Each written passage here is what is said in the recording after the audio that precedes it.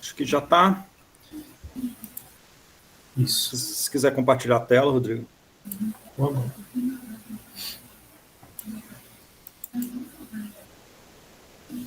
Está aparecendo? Ainda não. Agora tá.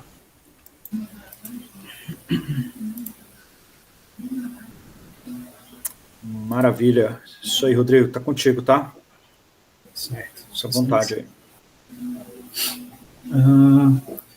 Bom, pessoal, eu vou fazer uma apresentação no formato tradicional que a gente vem, né, fazendo todas as apresentações.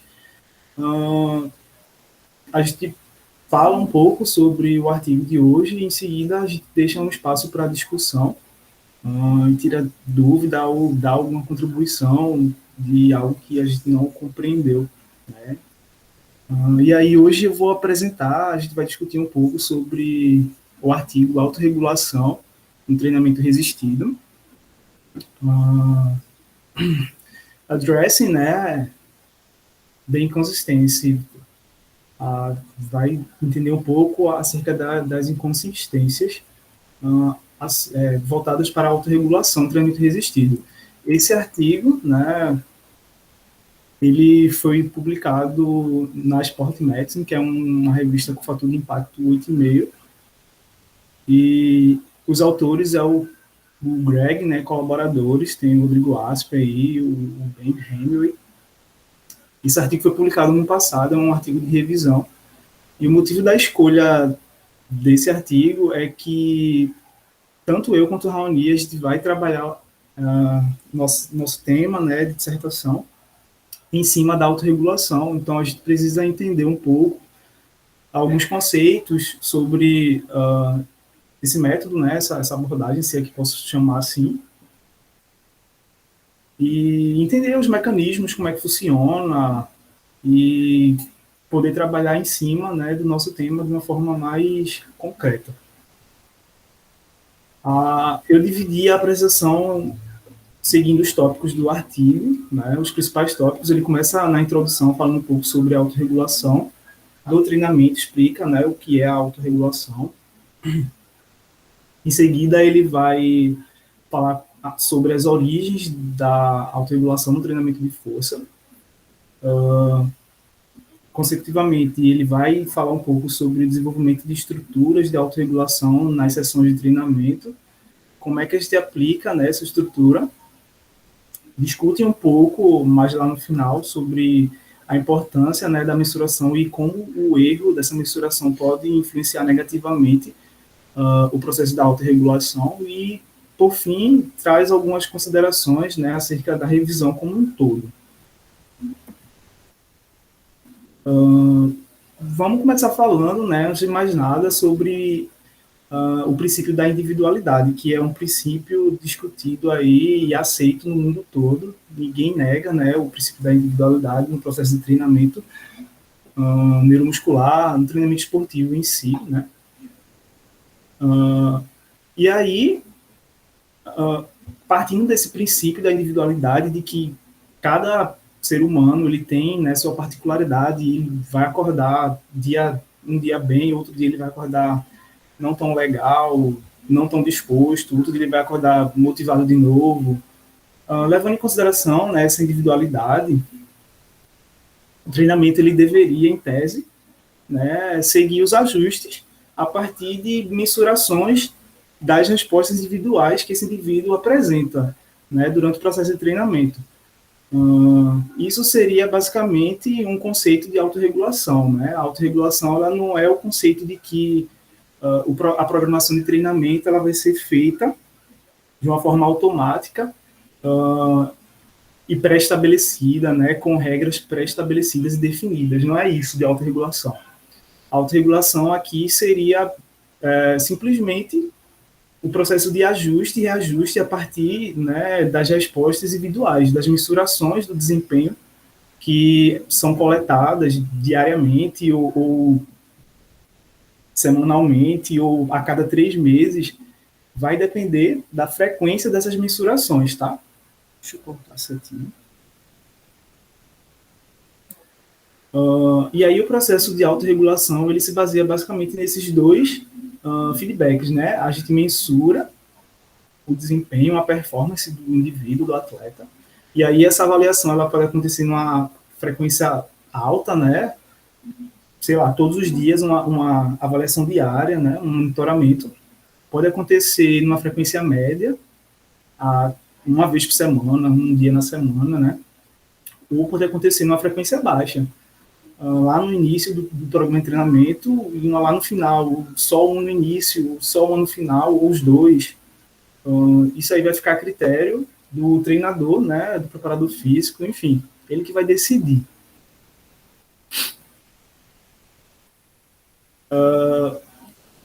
O artigo ele traz um questionamento, né? Será que a autorregulação ela seria superior aos programas de treinamento que utilizam estratégias pré-determinadas, né? A gente vem discutindo isso e algumas vezes na nossa fala a gente acaba, né, falando que o VBT é melhor do que o método tradicional, o determinado método, quando na verdade a gente tem que parar um pouco, né, e pensar sobre o que a gente está discutindo, né? Ok, o treinamento com estratégia predeterminada, ele tem críticas, né, da literatura por conta de uma geração de incompatibilidade entre o estímulo dado e o estímulo recebido pelo atleta. Às vezes a gente planeja uma coisa, né, com antecedência, sem saber como é que o atleta vai estar naquele dia, e aí o atleta acorda mal e vai fazer aquele treinamento, e isso pode acabar prejudicando ele, né, e fazer ele entrar no overreach funcional, ou não funcional, e até no overtraining. Então, isso é algo que deve ser considerado, né, antes de a gente falar que a autorregulação é melhor ou pior, né, são riscos e benefícios, né, o treinador ele deve ter consciência disso, e a autorregulação, a gente pode entender também, ver esse lado dela, né, oposto ao treinamento com estratégia pré-estabelecida, que a autorregulação, ela traz algumas vantagens, né, respeita essa individualidade fisiológica do sujeito, e ela também respeita, né, a individualidade psicológica, ele dá certa autonomia para um indivíduo, né, de se fazer algumas escolhas até certo ponto.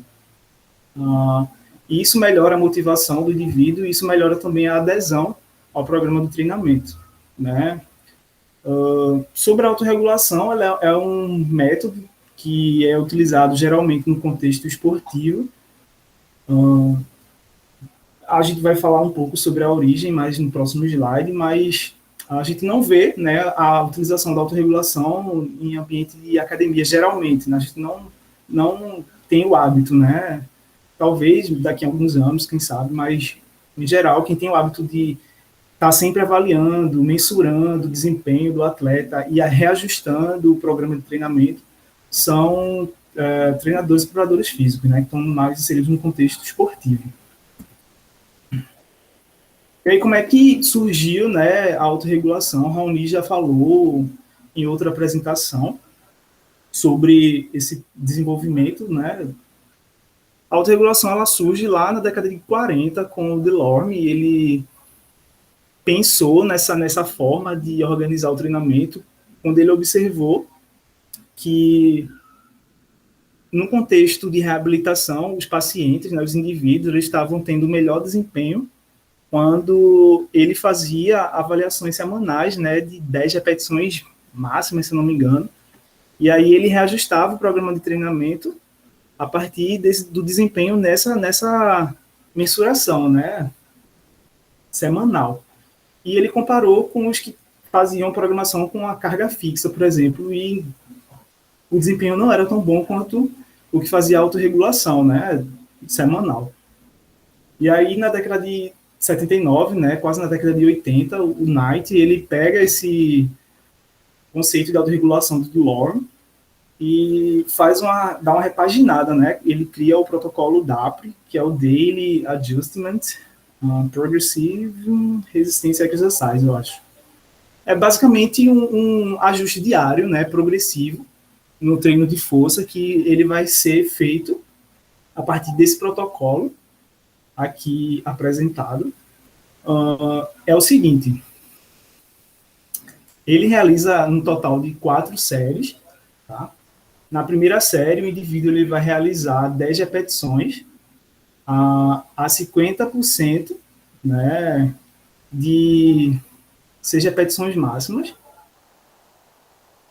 Na segunda série, ele vai realizar 6 repetições a 75% de 6 repetições máximas. Na terceira série, ele realiza 100% de 6 repetições máximas. As many repetitions as possible, né? O máximo de repetições possível ele vai realizar na terceira série. Aí na quarta série ele faz um ajuste baseado nessa terceira série e faz o máximo de repetições possíveis. E aí, né, esse ajuste é feito da seguinte forma: se na terceira série o indivíduo ele realiza menos de 2 repetições, na quarta série aqui eles vão diminuir de 5 a 10 libras, né, da carga.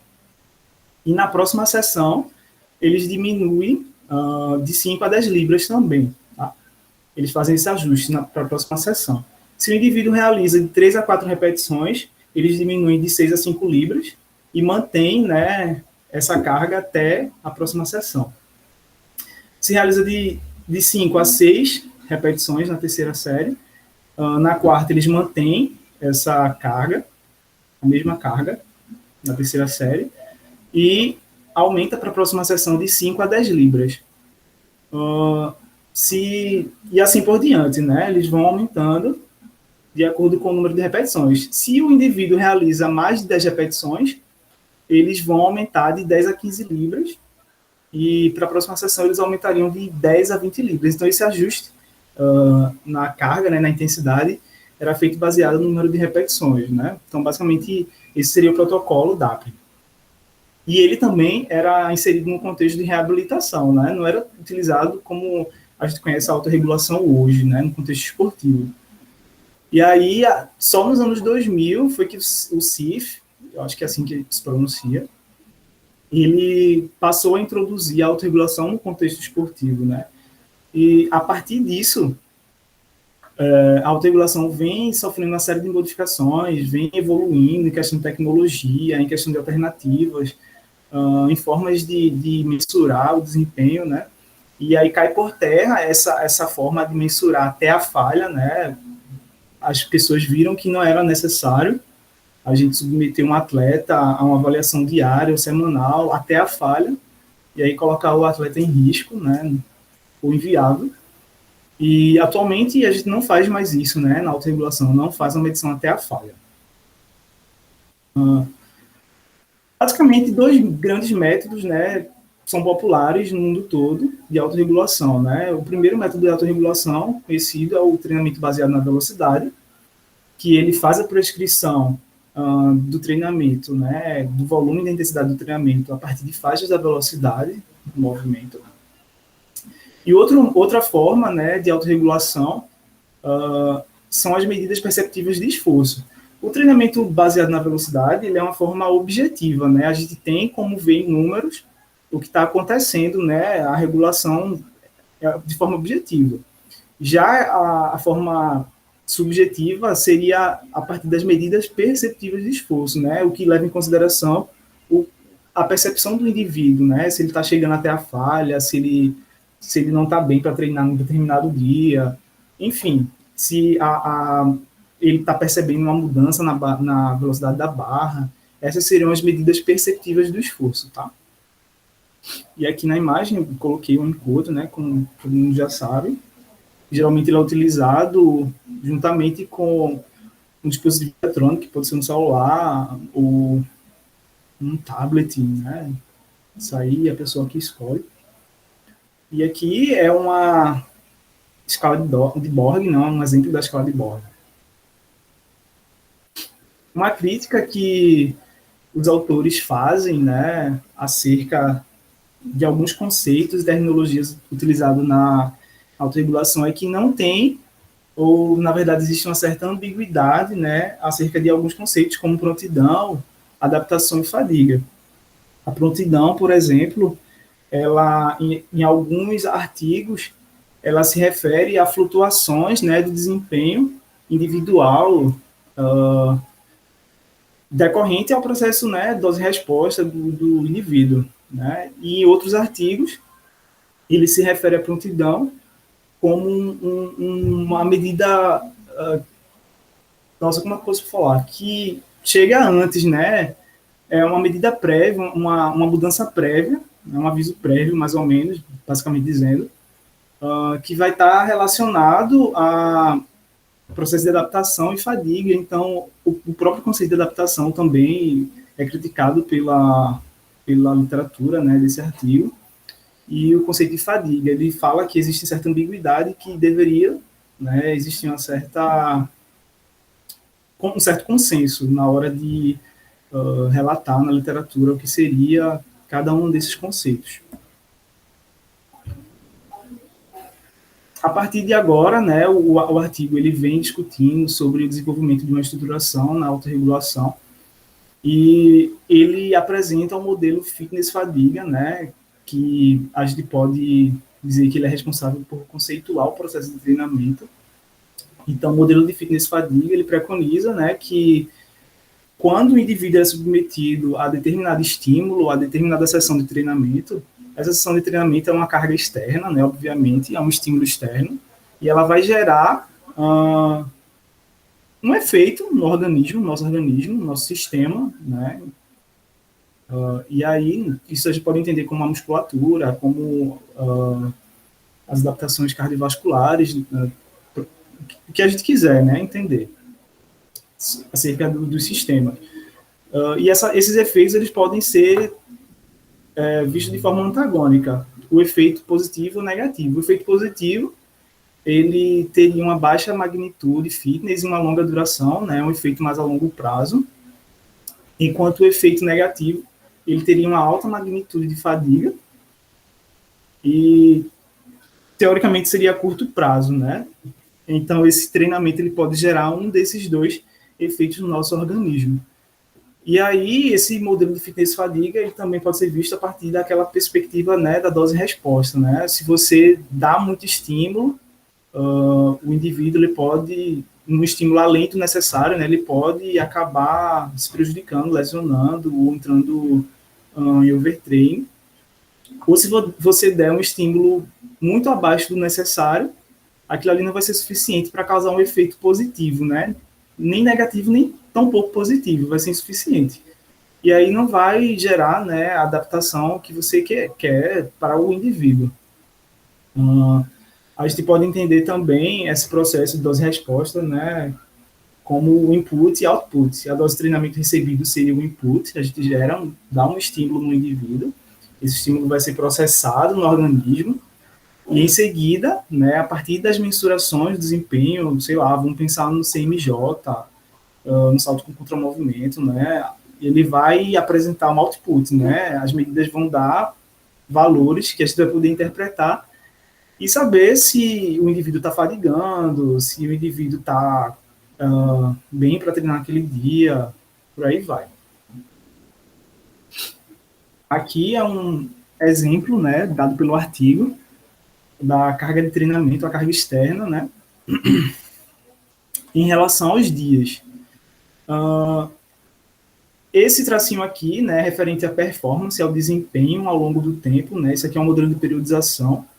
Esse tracinho aqui é representando o desempenho do atleta ao longo desse processo de periodização.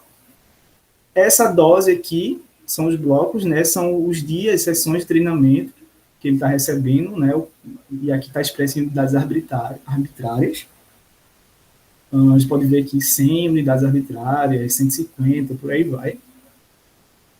O pontilhado representa o nível de fadiga, né, ao longo dos dias, e o tracejado representa o fitness.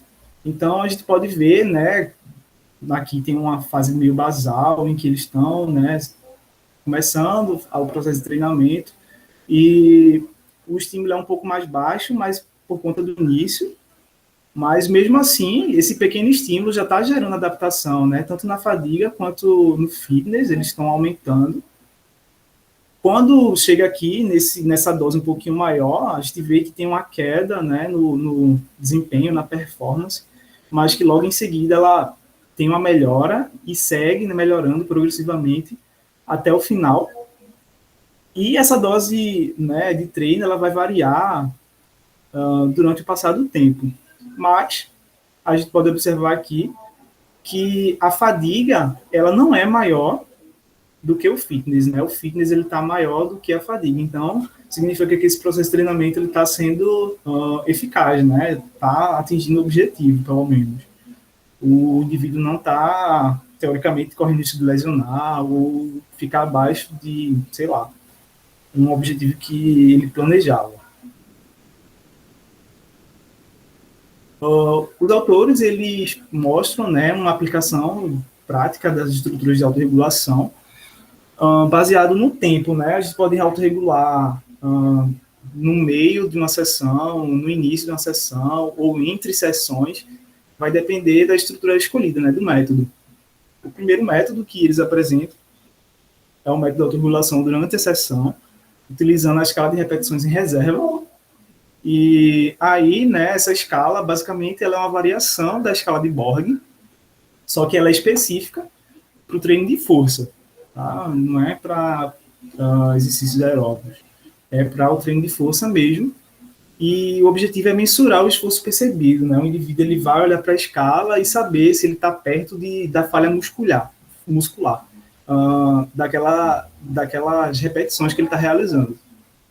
Aqui está um exemplo da escala, né, de repetições em reserva. O indivíduo, por exemplo, no objetivo de hipertrofia, teoricamente, ele vai realizar 3 séries de 10, não é? E aí, ele vai escolher a carga dele pensando o seguinte, como se a carga que ele escolher vai ser suficiente, vai ser aquela necessária para eles atingir na 12ª repetição a falha muscular. Então, ele seleciona essa carga, né, coloca na barra, pensando que essa carga vai ser a carga necessária para chegar à falha muscular na 12ª repetição, sendo que ele não vai trabalhar até a falha, até a 12ª repetição. Ele vai trabalhar numa zona onde ele vai ter 2 repetições em reserva, né? Então, ele está lá treinando com aquela carga, e quando ele chegar na 10ª repetição, ele vai olhar e vai ver que está aqui em 8, né? Então, quando ele olha e vê o 8, isso diz, né, significa que ele tem 2 repetições em reserva. Mesma coisa, se ele olhasse e visse 8,5, significaria que ele tem 1 repetição e meia. Se ele olhar e visse que tem 9, significaria que ele tem apenas 1 repetição em reserva, ele está próximo da falha, né? Então, basicamente, ele regularia, né, a intensidade, tanto a intensidade, né, ao pensar que a 12ª repetição ele vai falhar com aquela carga, quanto o volume, né, dá para regular. A outra forma de autorregulação durante a sessão é o próprio treinamento baseado na velocidade, né, que é tão famoso aqui no grupo, que a gente discute tanto. É um método de autorregulação do volume e intensidade a partir, né, de uma faixa determinada de velocidade. E esse ajuste é feito baseado naquela relação que a gente sempre discute nos artigos, né, cito para Pareja Blanco, a relação inversa entre o percentual da carga máxima levantada e a velocidade da barra. A velocidade da barra. Quanto maior a carga, né, aquela associação que quanto maior a carga, quanto mais pesado, menor vai ser a velocidade de execução durante a realização do movimento, né? Quanto mais leve, mais rápido o indivíduo consegue realizar. E aí, com o VBT, a gente utiliza essas faixas de velocidade, né, no lugar de utilizar uma repetição máxima para programar o treinamento. A partir, claro, né, da determinação do perfil carga-velocidade, ele faz um protocolo de aquecimento antes de cada sessão e identifica, né, porque o RM ele varia muito rápido, então o perfil carga-velocidade ele pode fazer essa estimativa de um RM diário, né? Outra coisa importante a ser destacada é que, com a autorregulação utilizando o VBT, a gente pode também compreender um pouco mais sobre a fadiga e a diminuição da capacidade de gerar força ao longo das repetições, né? Quanto mais a gente faz a repetição, quanto mais repetições a gente realiza, mais fadigado a gente vai ficando, né? Desde a primeira, segunda repetição que a gente faz, a fadiga vai se instalando no nosso organismo e, consecutivamente, a capacidade de gerar força ela vai reduzindo. Mas a gente não estaria regulando a intensidade e o volume a partir da fadiga diretamente. A gente pode dizer que o VBT, né, ele costuma regular o encerramento da série, por exemplo, o volume, a partir do percentual de perda de velocidade, né? Quando perdeu X por cento de velocidade, ele para de executar as repetições, ou quando ele atinge a queda de velocidade abaixo de um valor absoluto, né, determinado.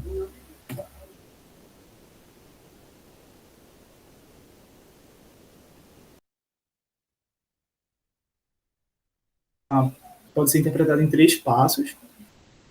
Primeiro, acontece a mensuração da velocidade do movimento, né? Responde, né, a um RM desejado, possível. Ela não é diretamente um RM, ela corresponde a uma repetição máxima.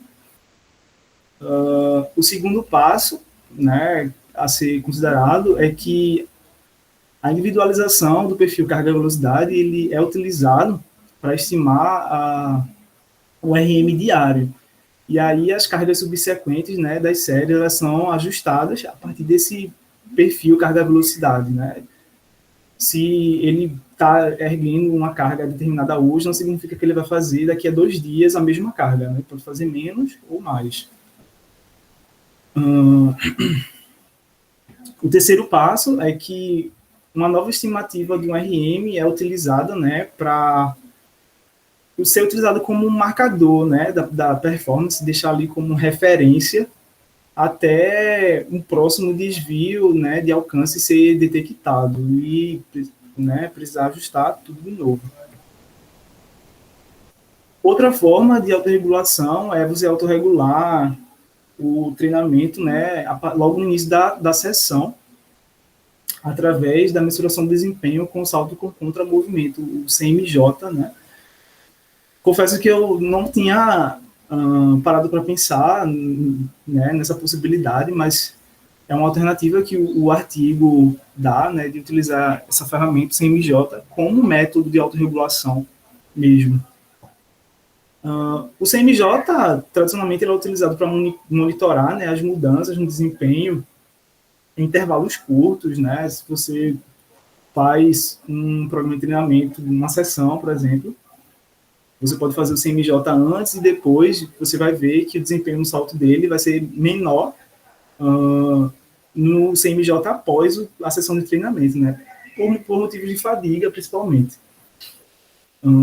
Mas isso é a curto prazo, né? É um intervalo curto. Depois ele recupera e no outro dia ele já vai estar bem, provavelmente. E pode estar saltando a mesma coisa ou mais. O CMJ é uma medida, pode ser coletada de forma rápida, é uma medida acessível, pode-se utilizar, né, a plataforma de contato, pode-se utilizar aplicativos de celular, né, de iPhone, de Android. É acessível até certo ponto, né, você tem que pagar, mas não deixa de ser acessível. E, basicamente, esse método de autorregulação a partir do CMJ, ele utilizaria uma média, né, ele faria uma média de saltos, sei lá, 8 saltos, e faria um cálculo, uma equalização em referência ao salto tipo real, né, aquele para valer, um CMJ que ele faria para valer em outro dia, além do dia que ele realiza 8 saltos, que seria uma média, tinha uma média entre esses dois valores, e aí vai ser realizado um baseline, né, para o programa de treinamento desse CMJ, e o preparador físico ele vai poder utilizar esse baseline para saber, né, se naquele dia o indivíduo ele está abaixo do baseline desse CMJ ou acima do baseline, vai realizar, né, o CMJ no início do treino e vai comparar com esse baseline CMJ e vai poder saber se ele está bem ou não, né, para receber aquela carga que ele planeja no dia para o indivíduo. Aqui está uma imagem, né, representando como é realizado o CMJ. Outra forma de autorregulação no início da sessão é através de uma periodização não linear flexível. Eu não conhecia também, mas segundo os autores, essa periodização dá liberdade ao atleta de escolher, né, como ele vai treinar naquele dia que ele está indo treinar, a depender da capacidade de percepção que ele tem, né, do desempenho, da motivação, como é que ele se sente, né, se ele se sente motivado ou não. Então, se ele acordar, hoje eu estou bem, hoje eu vou fazer agachamento com 40 quilos em cada lado, vou fazer 100%, vai ser massa. Então, ele vai, né, tá ali com uma percepção elevada, que corresponderia a um alto nível de fitness, né, um baixo nível de fadiga, estaria bem recuperado, e um alto nível de prontidão. E isso corresponde, né, ele consecutivamente vai escolher sessões mais desafiadoras, né, ele vai fazer o agachamento lá com 80 quilos em cada lado da barra. Agora, se ele não acorda muito bem, ele não está se sentindo muito legal naquele dia, ele está com uma percepção reduzida, né, acerca do status dele, de prontidão, do fitness, fadiga, ele vai escolher sessões menos desafiadoras, né? Tá muito fadigado, não, hoje eu estou aqui, a bateria está descarregando já, quase que eu não venho treinar, então vou fazer com 10 quilos em cada lado o agachamento, hoje vai ser só para deixar pago mesmo. Então, essa periodização não linear, ela basicamente seria ajustada, né, a programação de treinamento seria ajustada dessa forma. Então, a gente pode entender que é uma medida, uma forma subjetiva, né, da gente ajustar, autorregular o treinamento. Não é uma forma tão direta. Ele também sugere, ou seja, essa parte um pouco mais complexa, ele sugere, né, a aplicação da estrutura do modelo fitness fadiga como uma ferramenta de autorregulação, onde também seria uma medida, não seria objetiva, né, ela seria subjetiva, porque ela se baseia numa medição holística, né, muito geral, desempenho individual. Ele vai, o treinador ele vai estimar um parâmetro lá, né, do modelo fitness fadiga que ele acha que o indivíduo vai responder para um período de treinamento, né? Vamos pensar numa periodização aí, aquelas bem bonitas.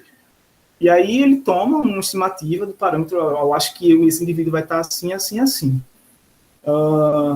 E, né, esses são baseados em 4 parâmetros básicos, que são esses daqui apresentados na tabela, na imagem, na verdade, onde na finalização, né, de um programa de treinamento, o indivíduo vai, né, passar por um processo de coleta, de testes da performance, e será também coletado, né, a carga de treino que ele recebeu, e esses dados vão gerar um novo parâmetro para a estimativa, né, eles vão estimar um novo parâmetro e implementam esse parâmetro baseado nessas estimativas, e essas estimativas vão, né, desenvolver o próximo bloco de treinamento, né, o bloco seguinte de treinamento, mas perceba que não é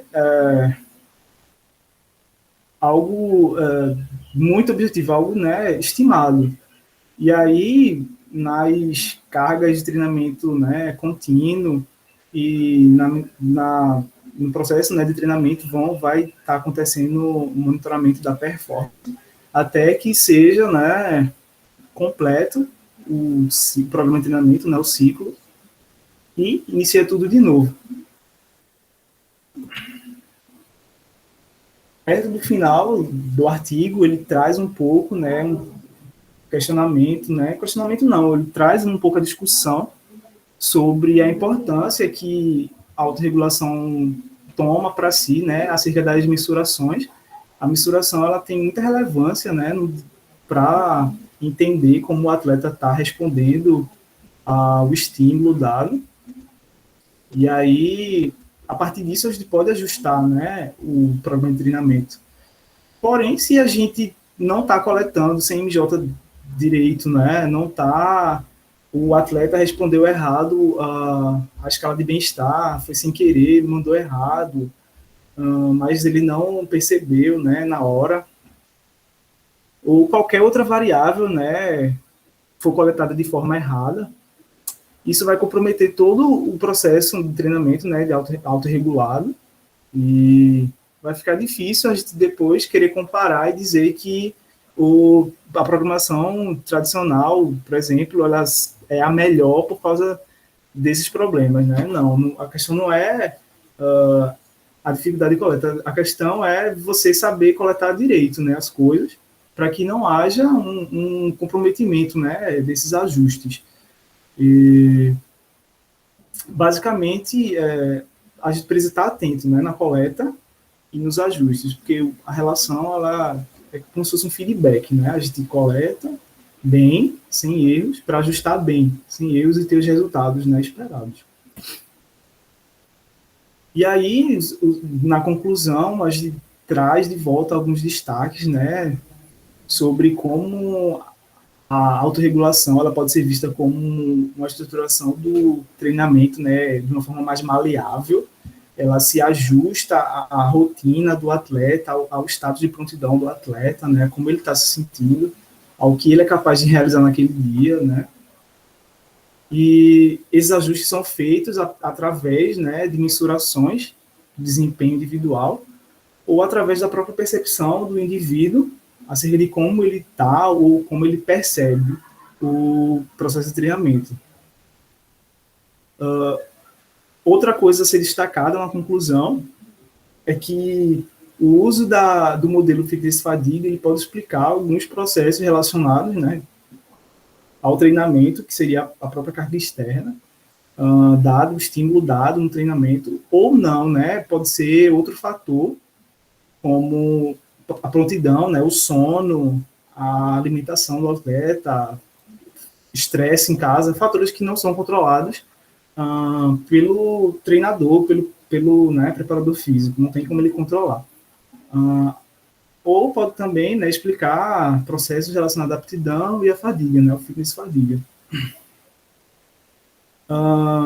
Por fim, né, o artigo ele também relembra que a prática da autorregulação contemporânea ela evoluiu muito, né, e ele ressalta a importância da variedade de formas que a gente tem, né, disponível para poder utilizar ou no início da sessão ou no meio, durante a sessão, né, de uma forma de autorregular durante a sessão ou entre as sessões, enfim, não importa. A gente vale lembrar também aqui que essa autorregulação ela é bastante específica, né, para falar a verdade, ela é altamente específica ao contexto. Então, não significa dizer que a autorregulação, o VBT, a percepção subjetiva, o que for, né, de autorregulação, é melhor do que um programa de treinamento pré-estabelecido, né, o famoso tradicional. Não é isso. Vai depender do contexto. Se o contexto em que você está trabalhando, né, ele é preciso você utilizar essa ferramenta, né, é bom de ver a autorregulação como uma ferramenta, então você usa a autorregulação nesse contexto. Agora, se você está em outro contexto em que a melhor ferramenta para você chegar a atingir os seus objetivos é um modelo de periodização linear, vai em frente, é aquele ali, então o ideal você vai e faz. Então, o que importa, né, não é dizer que um é melhor que o outro. A autorregulação ela não está aí para a gente dizer que ela é uma substituta do que já existe. Né? Ela está aí para a gente utilizar ela como uma alternativa, né, a depender do contexto. Então, como eu tinha falado no início, eu deixo agora um espaço para a gente tirar dúvidas e dar contribuições e iniciar a nossa discussão, né, de sempre. Espero que eu tenha sido claro e é isso. Beleza, Rodrigo? Obrigado.